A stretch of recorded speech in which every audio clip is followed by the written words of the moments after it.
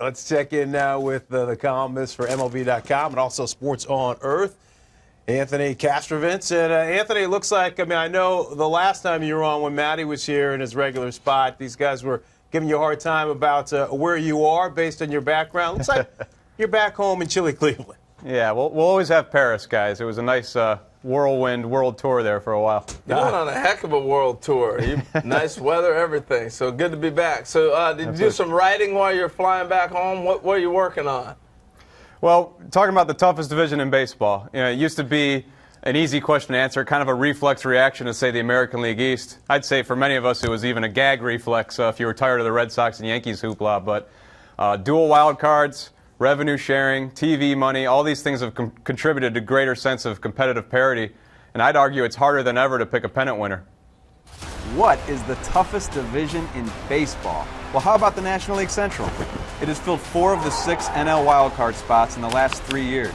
Rock and roll in National League Central. We know the Cardinals are an annual force, and now Jason Hayward augments their lineup in a contract year. The Pirates are vying for their 3rd straight postseason with possibly the game's best outfield. That young outfield sends some good times ahead for them. The Reds, despite major rotation changes, are still in win-now mode. Got it! Reds win! The Brewers were one of the best teams in baseball for 4 months of 2014 and are vying for more staying power in 2015. Reddicky can smile again. But the biggest reason why the NL Central belongs in this discussion? The Cubs' rise to relevance. I got the drinks right now. That's a shot and a beer. That's the Hazleton way, shot and a beer. Maybe the toughest division is the NL Central's AL counterpart. The Tigers are vying for their 5th straight title, yet the club that finished 2nd in the Central last season was the one that reached the World Series. And 29 years of frustration has ended. And now the Royals and Tigers are challenged not just by an Indians team with one of the best starting staffs in baseball, but also by the White Sox, who added Jeff Samardzija, David Robertson, Adam LaRoche, and Melky Cabrera to their Chris Sale and Jose Abreu nucleus to become an instant contender on the South Side. You can put it on the board, yes! Hey, maybe my Central focus is misguided. Who knows? We can probably dismiss the National League East from this discussion, what with 2 rebuilding clubs in Philadelphia and Atlanta. But the Padres' big winner has added right-handed power and complexity to the National League West. Last of the big-name free agents is signed, and signed, of course, by the Padres. The improved Mariners and Astros and a healthier Rangers club deepen an American League West in which the Angels and A's battled last year. At the top of the AL West, things are getting fun. What about the perennial powerhouse AL East? For all the talk of its demise, its teams still have the most average wins per year in the dual wild card era. In this division, there are 5 teams capable of winning. So, what is the toughest division in baseball?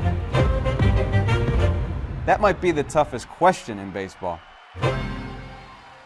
Good stuff there, Anthony. And I think, I'm with you on the NL Central, no doubt. The division that's sneaky, though, is that AL Central. Because with what the White Sox did, you've got obviously the Royals who went to the World Series a year ago.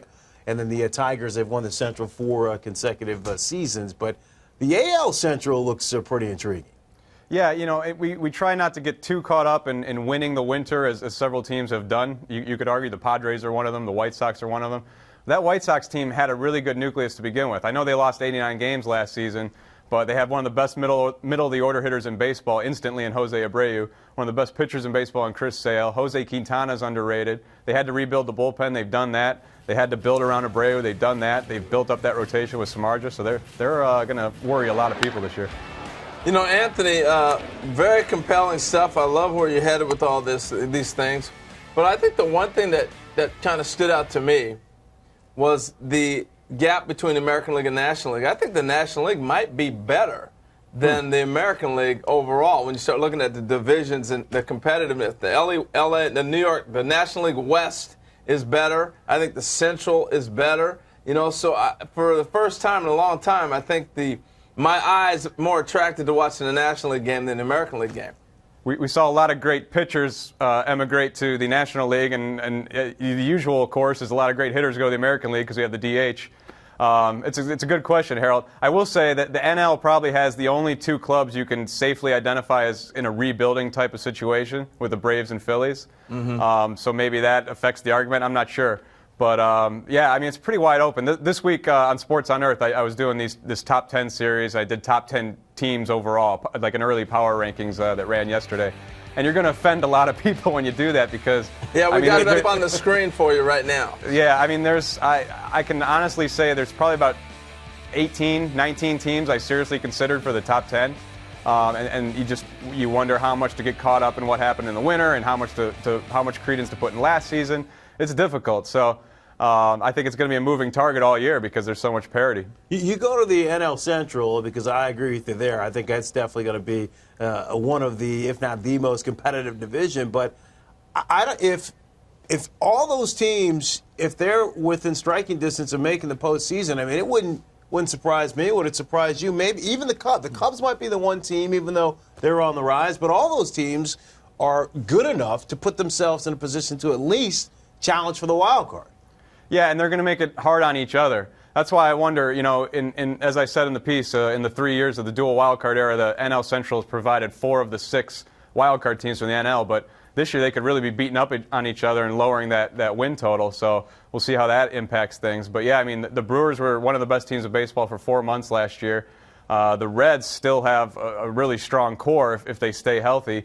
I'd profile those 2 teams as the lower tier in the division right now, but I wouldn't put it past either one to make a run this year. And the Cubs, I mean, it might be aggressive to call them a contender at this point, but they did have a really nice winter. You just got to see how those young bats develop in a short time in the big leagues. Anthony, you're making folks look bad, man. Usually we have guests come on and they have a full screen, they break things down. But when they start having a track and tracking their own pieces, then it's time for us to get ready to get you off the show. You're making folks look bad. We're trying to class things up around here, guys. I'm telling you. Well, you're doing a great job of it. Anthony Castrovince. Thanks, Anthony. Thanks, guys. MLB.com and also with Sports. Oh, man, got his own track. Hey, hold on. You know what, guys? Never mind. Don't just talk to me. Why don't you play my piece, and I'll talk over that. He was very smooth with it, too. The nice lead in on the cuff. Didn't even read it off the prompter. Just set it up and then let it roll.